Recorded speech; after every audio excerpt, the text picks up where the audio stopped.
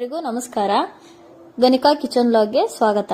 ನಾನು ಇವತ್ತು ಕೇಸರಿ ಭತ್ತನ ತುಂಬಾ ಸಾಫ್ಟ್ ಆಗಿರೋ ಕೇಸರಿ ಭತ್ತನ ಹೇಗೆ ಮಾಡೋದು ಅನ್ನೋದನ್ನ ತೋರಿಸ್ಕೊಡ್ತೀನಿ. ನಾನು ಅದಕ್ಕೆ ಏನೇನು ಬೇಕೋ ಅಂತ ಅದರ ಇಂಗ್ರೀಡಿಯೆಂಟ್ಸ್ನೆಲ್ಲ ಅಲ್ಲಿ ಇಟ್ಕೊಂಡಿದ್ದೀನಿ.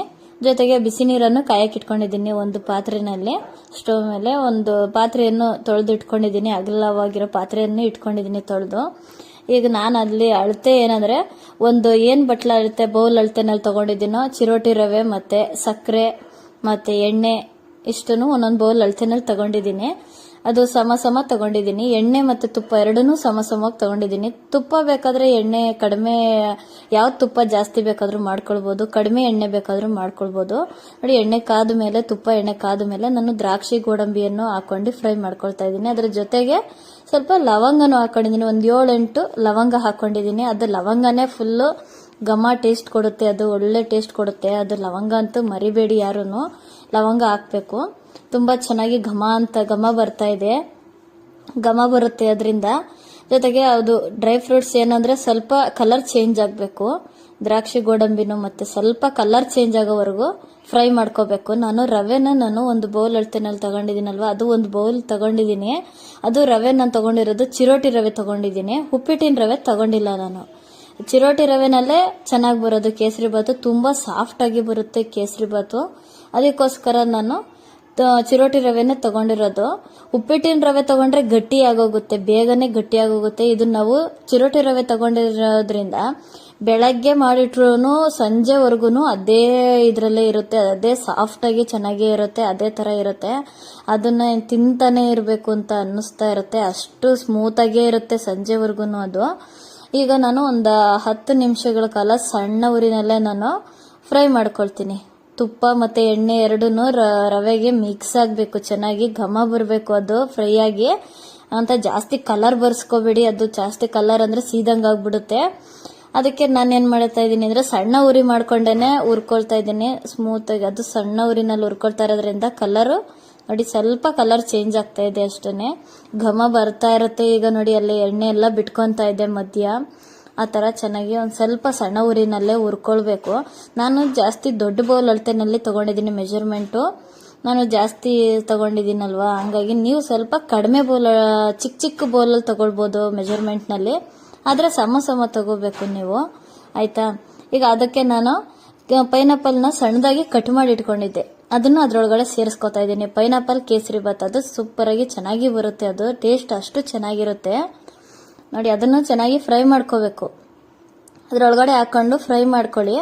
ನಾನಿದು ಡ್ರೈ ಫ್ರೂಟ್ಸ್ ಏನಂದ್ರೆ ದ್ರಾಕ್ಷಿ ಮತ್ತೆ ಗೋಡಂಬಿ ನಾವು ಮತ್ತೆ ಪೈನಾಪಲ್ ಲಕ್ಷ್ಮಿ ಕೂರಿಸಿದ್ವಲ್ವಾ, ಅದ್ರದ್ದು ಇತ್ತಲ್ಲ, ಹಂಗಾಗಿ ಅದು ಮಕ್ಳಿಗೆ ಅದನ್ನೇ ಕೊಟ್ರೆ ಅವ್ರು ತಿನ್ನಲ್ವಲ್ಲ ಅನ್ಬಿಟ್ಟು ನಾನು ಈ ತರ ಕೇಸರಿ ಬಾತ್ನ ಮಾಡಿ ಅವ್ರಿಗೆ ಕೊಟ್ರೆ ತಿಂತಾರೆ, ಚೆನ್ನಾಗಿ ಇಷ್ಟಪಟ್ಟು ತಿಂತಾರೆ. ಅದು ಪ್ರಸಾದ ಅನ್ನೋ ತರಾನು ಆಗುತ್ತೆ ಅಲ್ವಾ, ಹಂಗಾಗಿ ಅದನ್ನೇ ಮಾಡ್ತಾ ಇದ್ದೀನಿ. ಅದಕ್ಕೆ ಸ್ವಲ್ಪ ಏಲಕ್ಕಿ ಪೌಡರ್ ಹಾಕೊಳ್ತಾ ಇದ್ದೀನಿ, 1 ಸ್ಪೂನ್ ಅಷ್ಟು. ಅದಕ್ಕೆ ನಾನು ಅದಂಗೆ ಪುಡಿ ಆಗಲ್ವಲ್ಲ ಅನ್ಬಿಟ್ಟು ನಾನು ಅದನ್ನ ಸಕ್ಕರೆ ಹಾಕೊಂಡು ಪುಡಿ ಮಾಡಿ ಹಾಕೊಳ್ತೀನಿ. ಹಂಗೆ ಆಗಲ್ಲ, ಅದು ಸ್ವಲ್ಪ ಹಂಗೆ ಗಟ್ಟಿ ಹಂಗೆ ಸಿಗುತ್ತೆ ಏಲಕ್ಕಿ. ಅದಕ್ಕೆ ನಾನು ಹಾಕೊಂಡು ಅದಕ್ಕೆ ಚೆನ್ನಾಗಿ ಎಲ್ಲಾ ಕಡೆ ಮಿಕ್ಸ್ ಆಗೋ ಹಾಗೆ ಏಲಕ್ಕಿ ಪೌಡರು ತಿರುಗಿಸ್ಕೋಬೇಕು ನಾವು. ಚೆನ್ನಾಗಿ ಫ್ರೈ ಮಾಡ್ಕೊಳ್ಳೋವಾಗ ಅದನ್ನು ಹಾಕೊಂಡು ಫ್ರೈ ಮಾಡ್ಕೊಳ್ಳಿ ನೀಟಾಗಿ. ನೋಡಿ ಆ ತರ ಆಯ್ತು. ನೀಟಾಗಿ ಘಮ ಬರೋವರೆಗೂ ಅದು ಏಲಕ್ಕಿ ಘಮನೂ ಬರಬೇಕು, ಆ ತರ ತಿರುಗಿಸ್ಬೇಕು. ಸಣ್ಣ ಊರಿನಲ್ಲಿ ತಾಳ್ಮೆಯಿಂದ ನಿಧಾನವಾಗಿ ಮಾಡ್ಕೋಬೇಕು. ಇದಕ್ಕೆ ನಾನಿವಾಗ ಕೇಸರಿ ದಳನ ನೆನೆಸಿಟ್ಕೊಂಡಿದ್ದೆ. ಒಂದು ಅರ್ಧ ಗಂಟೆ ಮುಂಚೆನೆ ನಾನು ನೆನೆಸಿಟ್ಕೊಂಡಿದ್ದೆ ಹಾಲು ಹಾಕೊಂಡು. ಹಾಲಲ್ಲಿ ಇದ್ರ ಜೊತೆ ಸ್ವಲ್ಪ ಫುಡ್ ಕಲರ್ ಸೇರಿಸಿದ್ದೀನಿ. ಕೇಸರಿಯಿಂದ ಇಷ್ಟೊಂದು ಕಲರ್ ಬರಲ್ಲ, ಆದ್ರೂ ನಾನು ಸ್ವಲ್ಪ ಕಲರ್ಗೋಸ್ಕರ ಚೂರ್ ಫುಡ್ ಕಲರ್ ಹಾಕೊಂಡಿದ್ದೀನಿ, ಸ್ವಲ್ಪ ಹಾಕೊಂಡಿದ್ದೀನಿ. ನೀವು ಬೇಡ ಅನ್ನೋರಾದ್ರೆ ಬೇಡ, ಬರೀ ಕೇಸರಿನಲ್ಲೇ ಮಾಡ್ಕೋತೀವಿ ನಾವು, ಇದೇ ಕಲರೇ ಸಾಕು, ನ್ಯಾಚುರಲ್ ಕಲರ್ ಅನ್ನೋರು ಕೇಸರಿ ಅದೇ ಕಲರ್ ಅನ್ನು ಫುಡ್ ಕಲರ್ನ ಸ್ಕಿಪ್ ಮಾಡ್ಕೊಳ್ಳಿ. ನೀವು ಬೇಡ ಹಾಕ್ಬೇಡಿ, ಆಯ್ತಾ. ನಾನು ಸ್ವಲ್ಪ ಹಾಕೊಂಡಿದ್ದೀನಿ, ನಾನು ಜಾಸ್ತಿ ಸೇರಿಸ್ಕೊಂಡಿಲ್ಲ. ಅದಕ್ಕೆ ನಾನು ಕೇಸರಿ ದಳ ಸೇರಿಸಿದ್ನಲ್ವಾ, ಹಂಗಾಗಿ ಸ್ವಲ್ಪ ಹಾಕೊಂಡಿದ್ದೀನಿ. ಅದನ್ನು ಚೆನ್ನಾಗಿ ಎಲ್ಲ ಕಡೆ ಸೇರೋ ಹಾಗೆ ಮಿಕ್ಸ್ ಮಾಡ್ಕೊತಾ ಇದ್ದೀನಿ ನಾನು. ನೀವು ಏನಂತಂದ್ರೆ ಕರೆಕ್ಟ್ ಮೆಜರ್ಮೆಂಟ್ ಅಲ್ಲಿ ತಗೊಂಡ್ರೇನೆ ಕರೆಕ್ಟ್ ಆಗಿ ಬರೋದು ಇದು ಕೇಸರಿ ಬಾತು. ನೋಡಿ, ನೀರನ್ನು ನಾನು 1 ಬೌಲ್ ಅಳತೆಗೆ 2.5 ಬೌಲ್ ನೀರ್ ಬೇಕು. ಯಾವ ಚಿಕ್ಕ ಬೌಲ್ ತಗೊಂಡ್ರೆ ಅದೇ ಬೌಲ್ ಅಳತೆನಲ್ಲೇ ನೀರ್ ತಗೊಳ್ಳಿ. ಇಲ್ಲ ದೊಡ್ಡ ಬೌಲ್ ಅಳತೆ ತಗೊಂಡ್ರೆ ಮೆಜರ್ಮೆಂಟಲ್ಲಿ ರವೆ ತಗೊಂಡ್ರೆ ಅದೇ ಬೌಲ್ ಅಳತೆನಲ್ಲೇ ರವೆ ಯಾವ ಬೌಲಲ್ಲಿ ತಗೊಂಡಿರ್ತೀರೋ ಅದೇ ಬೌಲ್ ಅಳತೆನಲ್ಲೇ 2.5 ಬೌಲ್ ಅಷ್ಟು ನೀರನ್ನು ಸೇರಿಸ್ಕೊಂಡಿದ್ದೀನಿ ನಾನು. ಅದು ಚೆನ್ನಾಗಿ ಮಿಕ್ಸ್ ಮಾಡ್ಕೊಳ್ತಾ ಇದ್ದೀನಿ, ಗಂಟಾಗ್ದಿರೋ ಇರೋ ರೀತಿ ಮಿಕ್ಸ್ ಮಾಡ್ಕೊಳ್ತಾ ಇದ್ದೀನಿ ನಾನು. ಅದು ನೀಟಾಗಿ ಬೇಗ ಬೇಗ ಗಂಟಾಗುತ್ತೆ, ಅದಕ್ಕೋಸ್ಕರ ಮಿಕ್ಸ್ ಮಾಡ್ಕೊತಾ ಇದ್ದೀನಿ. ನೀವು ಏನಂದ್ರೆ ಅದಕ್ಕೆ ತಣ್ಣೀರನ್ನು ಸೇರಿಸಬಾರ್ದು. ಅದಕ್ಕೋಸ್ಕರ ನಾನು ಪಕ್ಕದಲ್ಲಿ ಬಿಸಿ ನೀರು ಫಸ್ಟೇ ಕಾಯಕ್ಕೆ ಇಟ್ಕೊಂಡಿದ್ದೆ ನಾನು. ಅದೇ ತರ ಪಕ್ಕದಲ್ಲೇ ಕಾಯಕ್ಕೆ ಫಸ್ಟೇ ಇಟ್ಕೊಂಡ್ಬಿಡಿ. ನಾನು ಇದು ಏನಂದ್ರೆ ಚೆನ್ನಾಗಿ ಅದು ಸಣ್ಣ ಊರಿನಲ್ಲಿ ಅದು ರವೆ ಎಲ್ಲ ಬೇಯಬೇಕು. ಬೆಂದ ಮೇಲೆ ಅದಕ್ಕೆ ನಾವು ಚೆನ್ನಾಗಿ ನೀಟಾಗಿ ಮಿಕ್ಸ್ ಮಾಡ್ಕೊಳ್ಳಿ. ನೋಡಿ, ನಾನು ಸ್ವಲ್ಪ ನೀರನ್ನ ಕಡಿಮೆ ಹಾಕೊಂಡಿದ್ದೆ, ಸ್ವಲ್ಪ ಉಳಿಸ್ಕೊಂಡೆ ನೋಡೋಣ ಅಂತ. ಆದ್ರೂ ಮತ್ತೆ ಸಾಕಾಗ್ಲಿಲ್ವಲ್ಲ, ಅದೇ ಸ್ಮೂತ್ ಆಗಿ ಬರಲ್ಲ. ಅದಕ್ಕೋಸ್ಕರ ನಾನು ಕರೆಕ್ಟಾಗಿ 2.5 ಬೌಲ್ ಅಳತೆನಲ್ಲೇ ನೀರು ಹಾಕೊಂಡಿರೋದು, ಅಷ್ಟೇ ನೀರನ್ನೇ ನಾನು ಸೇರಿಸ್ಕೊಂಡಿರೋದು. ತಿರುಗಿಸ್ಕೊಳ್ಳಿ, ಬೇಯಿಸ್ಕೊಳ್ಳಿ ನೀಟಾಗಿ. ಲಕ್ಷ್ಮಿ ವಿಡಿಯೋವನ್ನು ಹಾಕಿದ್ದೆ, ವರಮಹಾಲಕ್ಷ್ಮಿದು. ಅದನ್ನು ನೀವು ಸಬ್ಸ್ಕ್ರೈಬ್ ಮಾಡ್ಕೊಂಡಿಲ್ಲ ಅಂದ್ರೆ ಸಬ್ಸ್ಕ್ರೈಬ್ ಮಾಡ್ಕೊಳ್ಳಿ ಆ ವಿಡಿಯೋವನ್ನು. ಹಾಗೆ ಸಕ್ಕರೆ ನೋಡಿ, ಅದೇ ಬೌಲ್ ಅಳತೆನಲ್ಲೇ ತಗೊಂಡಿದ್ದೀನಿ ನಾನು.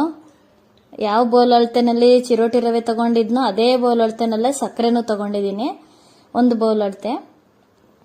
ನೋಡಿ, ಆ ಥರ ಮಿಕ್ಸ್ ಮಾಡ್ಕೋಬೇಕು ನೀಟಾಗಿ. ಸಕ್ಕರೆ ಎಲ್ಲ ಕರಗೋ ಹಾಗೆ ಮಿಕ್ಸ್ ಮಾಡ್ಕೊಳ್ಳಿ ನೀವು. ಮಿಕ್ಸ್ ಮಾಡ್ಕೊಂಡಿದ್ದೀನಿ.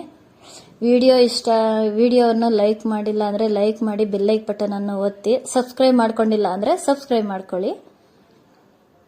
ನೋಡಿ, ನಮ್ಮ ಚಾನಲ್ನನ್ನು ಸಬ್ಸ್ಕ್ರೈಬ್ ಮಾಡ್ಕೊಂಡಿಲ್ಲ ಅಂದರೆ ಸಬ್ಸ್ಕ್ರೈಬ್ ಮಾಡ್ಕೊಳ್ಳಿ.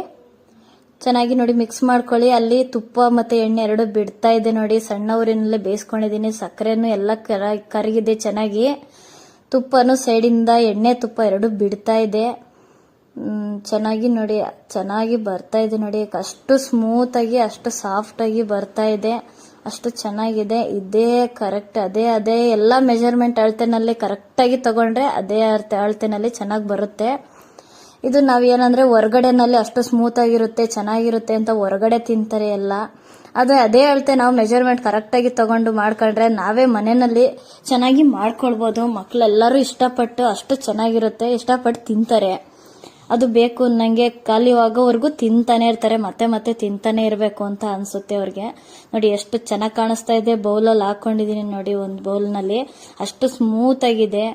ಹೊರಗಡೆ ಎಲ್ಲೆಲ್ಲೋ ಹೋಗಿ ತಗೊಂಡು ತಿಂತಾರಲ್ವಾ, ಅದಕ್ಕಿಂತ ಚೆನ್ನಾಗೇ ಇದೆ ನೋಡಿ, ಸ್ಮೂತ್ ಆಗಿದೆ. ಇದಂತೂ ಅಂಟ್ಕೋತಾನೆ ಇಲ್ಲ. ಇದಕ್ಕಂತೂ ಸ್ಪೂನ್ಗಂತೂ ಅಂಟ್ತಾನೆ ಇಲ್ಲ. ಎಲ್ರಿಗೂ ನಮಸ್ಕಾರ.